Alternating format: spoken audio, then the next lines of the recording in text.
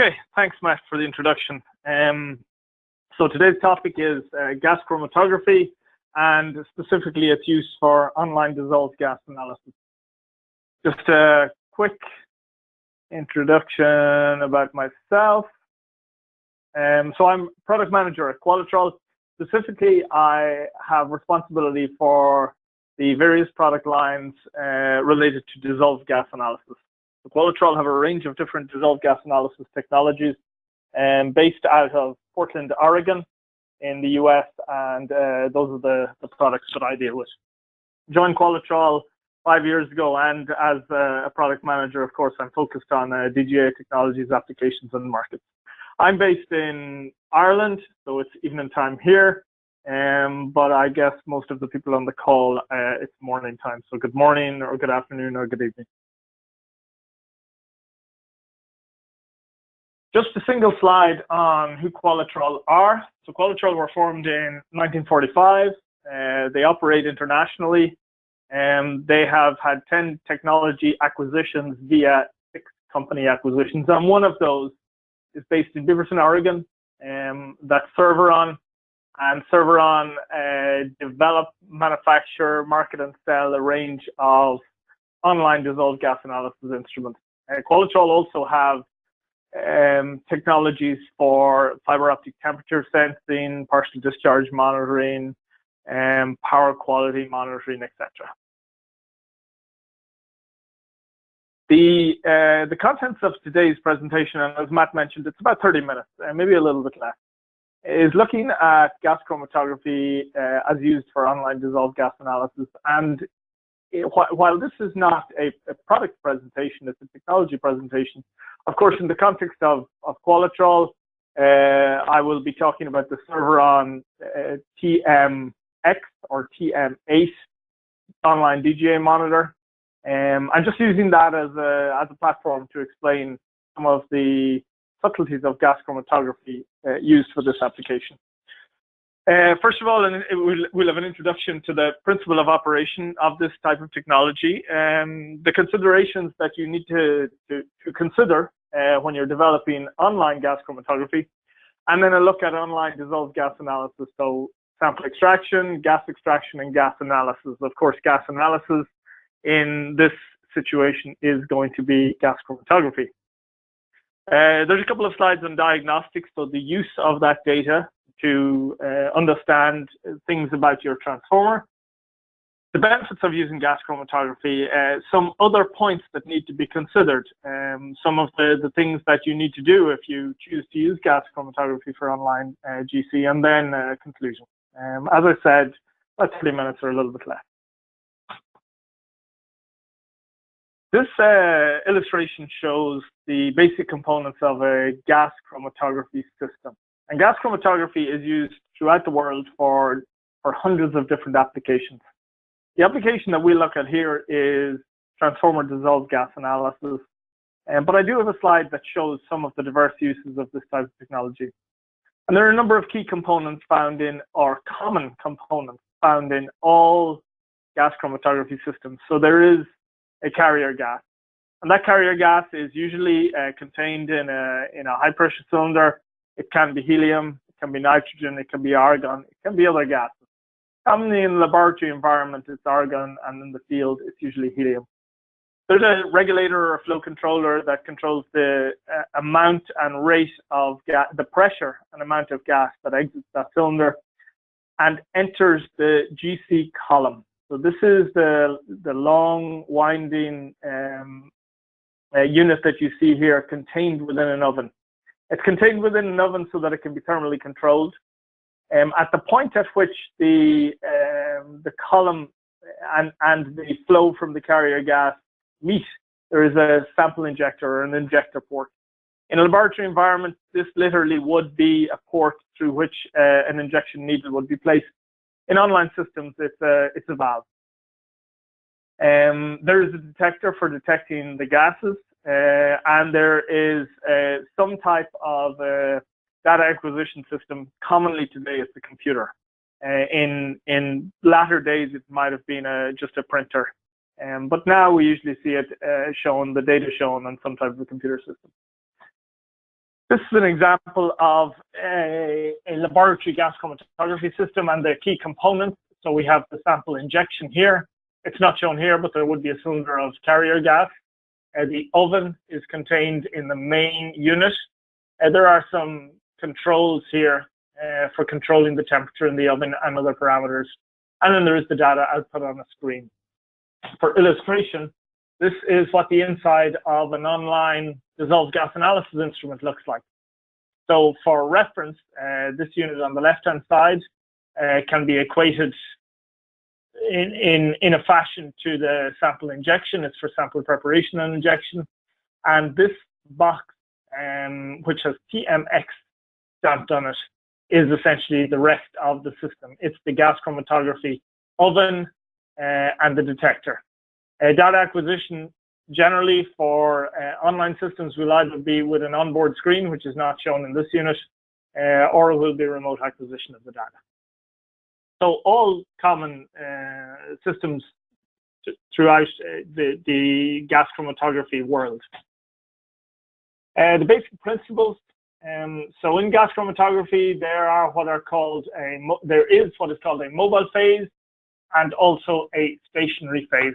Essentially, there is a column. It can either be a capillary wire, a hollow capillary glass wire, or it can be a stainless steel tube, which is packed with a stationary phase. This stationary phase can take a number of forms, but generally, if you see it in its native form, it looks like a powder. It's a white powder material. The mobile phase then is the carrier gas. So in the case of an online system, it's generally helium, and in the case of a laboratory, it's generally argon. That mobile phase pushes a gas sample or a sample under test down through the column, and that column will retain the components of that sample at two different levels. So weakly retained substances will move quickly through the column. They'll be pushed by the mobile phase through the column, and strongly retained substances will move slowly through the column. The net result of this is that if you put a mix of gases, such as found in dissolved gas analysis, at the start of the column, by the time those gases reach the end of the column and therefore the detector, they will have physically separated one from another. So gas number one will hit the detector first, gas number two after that, gas number three after that. And what you get is a time-based separation of the compounds that are put in as a mixture. So in the illustration shown here, carbon dioxide comes out first at about 160 seconds. Ethylene comes out at about 240 seconds. Acetylene, somewhere around 270. Ethane, somewhere around 310 or 320. And the other gases would be found along this time-based scale as well. So we have time-based separation of the gases, or time-based qualification of the gases present. In relation to calibration and measurement of gases in a GC system, calibration, first of all, establishes retention times of known peaks. With dissolved gas analysis, we have a pretty good idea of what gases are going to be present, if any are present. So they're always going to be hydrogen, methane, ethane, ethylene, acetylene, carbon monoxide, carbon dioxide, oxygen, and nitrogen. There will be a bunch of other gases present, potentially in the oil, but those are the key gases, right? Those are the diagnostic gases and the atmospheric gases, and those are the gases that are used for understanding what's happening in your transformer or in your electrical equipment on the basis of dissolved gas analysis. So we know what the gases are. There is an established relationship between the gas concentration and the peak areas. So the peaks that are shown here in green, and carbon dioxide goes off the scale just because of the resolution we've got. But the peak relates to the concentration of gas. So if you know the time at which the gas is eluted, which we do by calibration, and you know the response of the detector, which we do by calibration, and then when you put a sample in to be measured, you can make quantitative and qualitative measurement of that sample. And that's what's shown here. So for measurement, you identify the peaks by their retention times in relation to the calibration location. So if you get a peak at the same time as you got a peak for carbon dioxide, you know that that peak is carbon dioxide. Similarly for methane, ethane, ethylene, acetylene, and all of the other gases. So if you know that by qualification what these gases are, and you look at the relative peak sizes, and that's the peak size relative to the calibration peak size, then you can tell the concentration. This technique is directly traceable back to physical standards. So the calibration standard is a physical standard. It's an NIST traceable physical standard. And therefore you can relate directly the concentration and the type of each of the gas to that physical standard, and therefore get a high level of accuracy with gas chromatography. And it's for this reason that gas chromatography is so popular, not just for dissolved gas analysis, but for a wide variety of applications, because it has this level of traceability back to known physical standards. Some of the common applications for gas chromatography range from the petroleum industry, the chemicals industry, forensic analysis, environmental analysis, pharmaceutical analysis, which I don't show here, but in pharmaceutical laboratories, you can often find dozens upon dozens of gas chromatography systems because of the versatility that they provide and because of the accuracy they provide. Also, of course, in the case of dissolved gas analysis. So it can be, for example, natural gas, looking at the ratio of methane to other contaminants in natural gas, and transformer, dissolved gas. And to that end, there are three what might be considered important or international standards in relation to dissolved gas analysis. IEC standards, ASTM and IEEE. And those standards all work with and describe the use of gas chromatography as the technology for transformer dissolved gases. Now, there are reasons for this. The reasons are that gas chromatography does have this traceability, and it does have this ability to reference back to physical standards, and it is immune to contaminants either in the oil or in the environment. And I'll speak briefly about that in a later slide. When developing an online dissolved gas analysis system, there are a number of things to consider. So the first thing you've got to consider maybe is how many gases you're going to monitor. And that can be, there can be a number of different considerations there. Generally, the more gases you want to monitor, the more it costs. So there is market space for a single gas monitor at a low price, all the way up to a 9-gas monitor, which provides all of the diagnostic gases and the atmospheric gases, and therefore provides you a great insight into what's happening in your transformer. And Qualitrol and through the server and brand address all of these marketplaces. The ultimate aim of dissolved gas analysis is, of course, not to get parts per million of gas, or indeed even to get rate of changes of gas. The ultimate aim is to diagnose or to understand if there is a fault developing, or if a fault that's present is deteriorating in your transformer. So you generally don't consider the results from these instruments in isolation. You consider them via some diagnostic methods. So there are popular ones, or ones that people might recognize straight off: Duval's, triangles and pentagons, IC gas method, IEEE, Rogers ratios, etc. And ultimately, at the end of the day, this online dissolved gas analysis is done just for that reason, for that diagnostics purpose. Other considerations for online DGA is, you've got to have physical and communication access. You got to be able to maintain the monitors over the long term. And there's got to be some definition of required accuracy, precision, and reliability, because if you're able to do everything else above, but you're not able to provide some definition and some guarantee of accuracy and precision and reliability, then the points above become moot. They become, much, much less significant because we are trying to diagnose transformers. We're not trying to get reports of ppms. For online dissolved gas analysis, and of course in this context we're talking about gas chromatography, there are a couple of different things to consider. I'll summarize them on this slide. So sample collection, you got to get a sample of the oil out of the transformer and you got to get the gas out of that oil. There's two ways of doing that: automatic online, which is what all online DGA monitors do, not just GC based, or you can take a manual sample into a syringe or some other sealed container and send it to the lab for analysis. While there are many different technologies for the online dissolved gas analysis, in the lab it's always going to be gas chromatography. Gas extraction, there's various different techniques described in the standard. The technique used in the Qualitrol system is a membrane or tubular extraction. I have an illustration of that later on.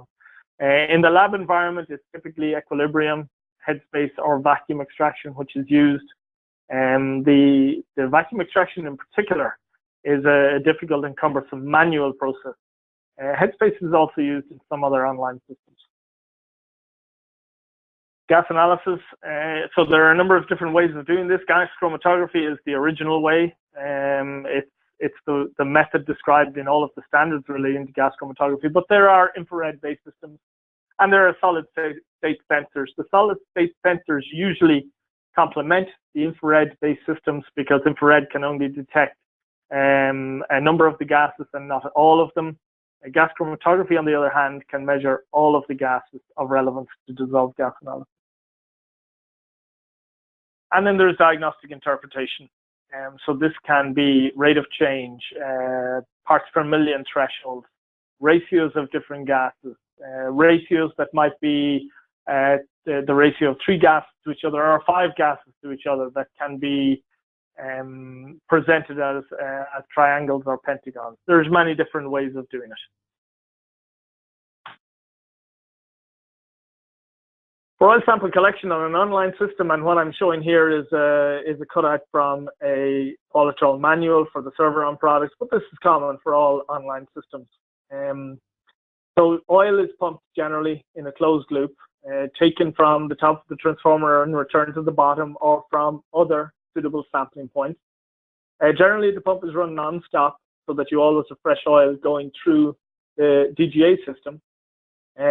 This means that fresh representative oil is always available at the monitor. So if you think of manual sampling, what you will often see is the manual sample taker will open the valve and will let a volume of oil spill to waste. And this is to get that same representative sample. But in actual fact, what they're getting is they're rinsing out the sampling valve and they're getting oil from somewhere very close to that sampling valve. With the continuous pump system, you're always getting fresh oil from the main body of the transformer being pumped through the monitor. No oil is ever removed from the transformer, and that's important as well because we cannot have a monitoring system that would slowly, even if it were very slowly, allow oil to be taken out of the transformer because ultimately that would start triggering alarms. A major advantage of continuous flow sampling is just how you might contrast that with manual sampling. So going to site, opening up the valve, taking a sample into a syringe in some standard method, but not 100% repeatable method. Having some waste oil to discard, then having to package and ship that sample off to the laboratory. For the gas chromatography system that Qualitrol have, they use a membrane or tubular extractor, and essentially you have oil flowing into the extractor. It flows up around the outside and down past a very, very large bundle of capillary tubes. These tubes have oil on the outside, and on the inside they have a gas phase. And the gas dissolved in the oil moves across that membrane and moves into the gas phase and is delivered from there to the injection port on the gas chromatography system, and from there down the column to the detector. gas permeable tubes, they isolate the flow from the extracted gas volume. So they take gas out of the oil and into a gaseous phase. It is a sealed system. It prevents a physical barrier, so that what goes to the gas detector or to the gas chromatography system is completely free of oil. And one of the major advantages of using this type of a system over headspace systems, or indeed vacuum-based systems, is that there's no contact between atmospheric air and the oil. So no nitrogen, no oxygen, no carbon dioxide, and more importantly, no moisture gets into the oil in this process. With headspace sampling, contamination of the oil with those atmospheric gases, while slow, is a steady process, and over months and years can build up an appreciable amount of moisture or indeed oxygen in the transformer oil. In this case, there is no contact between the atmosphere and the oil, and you get a representative sample of the gas to send to your detector.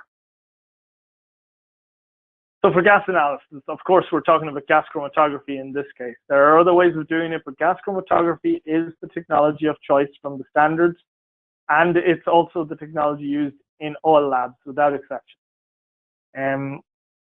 Highly selective with complete separation of the gases of interest. So the ability to separate those gases found in a mixture is not limitless. However, for dissolved gas analysis, we have 9 known gases, and it is possible to separate those 9 gases. Individual gases do not influence the detection of adjacent gases. So because we physically separate the gases, there's no interference in the measurement system between one gas and another. They are physically separated. They go to the detector, and they are detected at a time which is different to the detection of other gases. And this provides one of the huge benefits of gas chromatography for the high level of accuracy and the high level of deployment in laboratory environments, because you can be assured of that physical separation and the fact that you're dealing with a true gas signal and not an interference. Single technique measures all of the DGA target gases. So with a GC system, both in the lab and in the field, it is possible to have a single detector to measure all of the gases. No need for separate detectors or no need for solid state detectors. It uses a high purity carrier gas. In the case of an online system, it'll use helium, and that will have a purity generally of 99.9999%, so 4 nines, or 6 nines, in fact, but 4 nines after the decimal point. The key benefit from using this high purity carrier gas is that there's no atmospheric gas interference. So if there is something in the local environment, be it exhaust fumes or leaks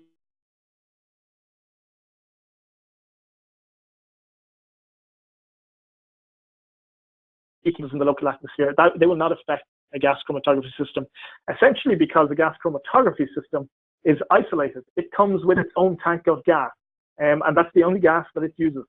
So there is no possibility for the atmosphere to interfere with the gas, and that's a key point as well. You need to avoid situations where you're getting false alarms, and by using this high purity helium, you can have assurance that you're not going to get any interference from the outside. And gas chromatography has the capability to routinely detect levels less than 1 ppm for most gas. It's of the order of 1 to 2 ppm if you look at the specifications for not just our system, but most laboratory systems and any other online gas chromatography system, generally about 1 ppm. Major advantages of using gas chromatography is that it can be calibrated. So in some ways, this can be considered a disadvantage in the sense that you need to provide it with a calibration standard. The benefits, as we see them, of this routine calibration is that the accuracy of the monitor is the same on day 1, at the end of year 1, at the end of year 10. You calibrate this monitor routinely in the field using known traceable standards, and that gives you assurance of the long-term accuracy. And with other systems where calibration is not possible in the field, what you get is you get assured high quality results on day one, but no certainty after that. And where you may be using this data to make critical diagnostic or maintenance decisions about your transformer, it's important that the data is right. Trending is just not enough. It needs to be accurate, because what you're doing here is you're measuring all of these gases online with a view to being able to diagnose what's wrong with the equipment. And for diagnosis, you need the data to be accurate. Also, one of the benefits, or one of the major advantages of using gas chromatography, is that all of the diagnostic systems, so the Duval triangles and pentagons and the key gas methods and all of those other methods, they were originally and continue to evolve based on laboratory analysis, and that laboratory analysis is gas chromatography. So there is a much greater possibility for agreement and alignment between data that you will get from an online GC system and diagnostics that are out there that most users use. And this is just one example. So Duval has a range of different graphical representations of ratio-based methods. In this case, comparing the ratio of methane to ethane to acetylene, and where the coordinate points intersect between those three gases will give you an indication of the presence or absence of a fault. And various faults might be discharges of low energy, discharges of high energy, thermal faults, partial discharge, actual discharge. And there are a number of these. So there's 3 different triangles for main tank mineral oil, and there are 2 different pentagons. Again, this is a ratio-based method looking at the ratio of 5 different gases and projecting a coordinate point for where those 5 intersect. Next slide. Okay, this is another method, and this method actually is unique to Qualitrol. This is called TONE, Transformer Oil Analysis and Notification, developed by a utility in the US. It's an artificial neural network looking at a database of failures. Several hundred transformer failures followed by autopsies, and their associated dissolved gas analysis were used to program the neural network. And what the system does that others does not do is it provides you with a capability for alarming on a diagnosis. So in most of the other systems, you alarm based on the rate of change or on parts per million, and then you go into the various different triangles and pentagons and other methods, and you try to determine what the diagnosis is. With this system, that process is automated by use of a neural network, and it will alarm on a diagnosis. So it will tell you if a fault is present and the severity of that fault. And that can be a really, really useful tool, especially if you have a lot of monitors and you're getting a lot of parts per million or rate of change alarms. This automates that process and will give you not just an alarm for data, but an alarm for an actual presence of an actual fault. And this is just another illustration of one of the techniques out there. This is where we look at, this is a 3D graphical representation of Rogers ratios, essentially. 3 different ratios of gas, and where the coordinate points meet, it will give you an indication of a potential failure. This just summarizes those 3 benefits of online gas chromatography. So the IC method specifies DGA of plus minus 15% or better in a laboratory setting. A lot of the variability that leads to that 15% accuracy is the sampling. So collecting the sample and sending it to the laboratory. For online gas chromatography systems, you can generally achieve plus or minus 5% verified accuracy. So this is not results that are trending within plus or minus 5% of historical data. This is verified on the basis of calibrations that occur twice a week. So this is actual real world accuracy. And then at the very lower level, so 1 or 2 ppm, what will start to dominate at those levels is the lower detection limit of the monitor. So the accuracy cannot be better than the lower detection limit, almost by definition. And what you would see is that at 1 ppm of a true value, what you might get reported is anything up to, at 2 ppm of a true value, what it might be is anything between 1 and 3 ppm. So that's just the accuracy driven by the lowest level of detection. Accuracy is important if you're going to use any of these diagnostic techniques, because the poorer the accuracy of the monitoring system or of the data, wherever you might get it from, the poorer is the possibility that you will hit the right diagnostic. So as accuracy expands to higher and higher levels of inaccuracy, the possibility for a misdiagnosis or even for a false diagnosis increases. This in red we're showing 15% accuracy, in blue 30% accuracy. You can take that forward to 50 or 75%, and at 75% accuracy, essentially the possibility is that you would completely misdiagnose. So it's important to have accuracy, and the greater the accuracy you can get, the better the possibility for a correct diagnosis. So here it's shown centered in the center of the triangle at 15%, but if that 15% was placed over on the right hand side, it could possibly intersect 3 different diagnoses, and that would give you a high level of uncertainty, or would perhaps result in you diagnosing the transformer fault incorrectly, which you need to avoid. So attention points in relation to the use of gas chromatography for online DGA.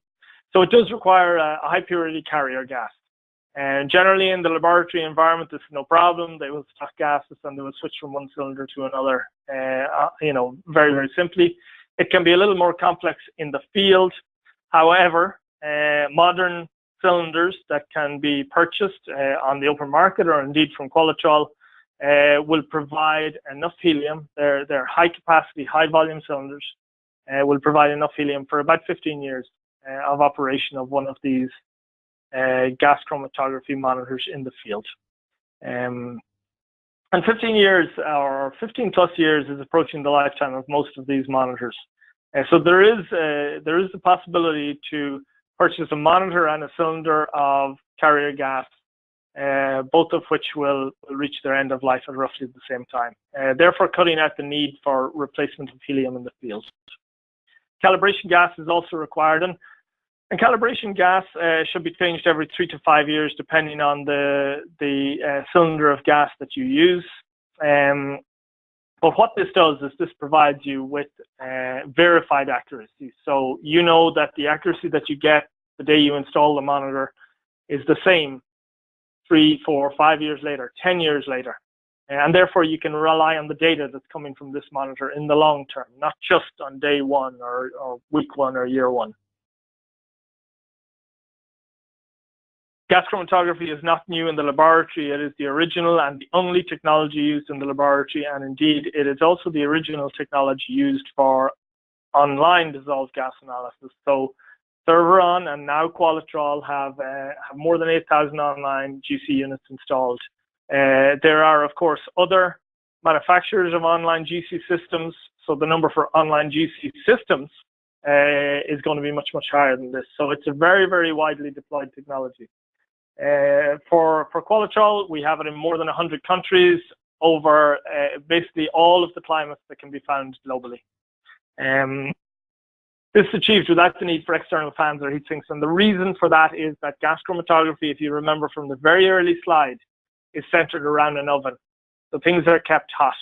It's in instrumentation, it's generally very simple and very easy to keep things hot.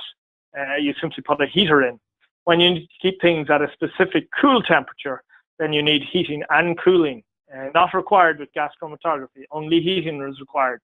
Therefore, there are no need for external fans or heat sinks on an online gas chromatography system. Therefore, because there's no need for external fans and no need for heat sinks, you can get IP66 protection. So you're protected from external dust and dirt and grime and water to a large extent. And that also provides you with isolation from atmospheric contaminations or weather. But for the big reason that you're isolated from those is that you're using a carrier gas. GC technology is immune to the effect of oil aging. So because we are physically separating those gases, any other aging compound which is found in the oil as a result of aging of the oil or degradation of the oil won't affect the measurement of the GC system. And again, this goes back to why gas chromatography is used in the lab, because it can get a sample of the dirtiest, oldest, most contaminated oil, put it into an extraction system, take the gas out, put it into the GC, and it will only see the target gases. It won't see any of those contaminants. And similarly with online systems, it won't see any of the contaminants because it's a time-based separation technique. Finally, a single slide on conclusions. So gas chromatography, as I've mentioned, is the default technique for laboratory DGA. In fact, it is across the board the only technique used for laboratory dissolved gas analysis.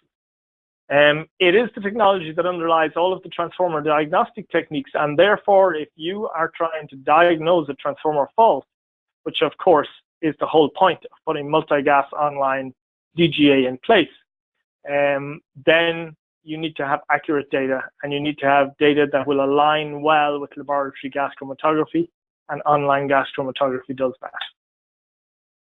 It does require a carrier and calibration gas, but this ensures accuracy and protection from the environment. And of course, that can be managed with the provision of a high volume cylinder, which will give you 15 years of carrier gas.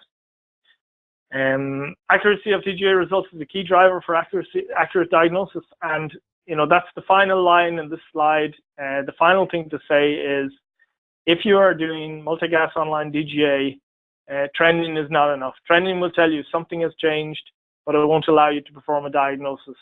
And therefore, multi-gas online DGA becomes likely less useful.